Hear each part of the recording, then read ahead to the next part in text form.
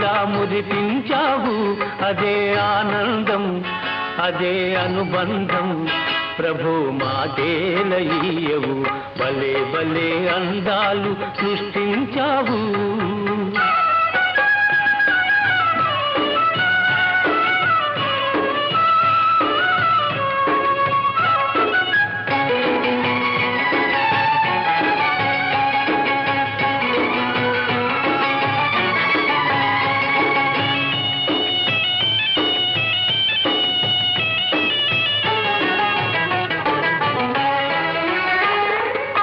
మాటలు రాని మృగాలు సైతం మంచిగా కలసి జీవించేను.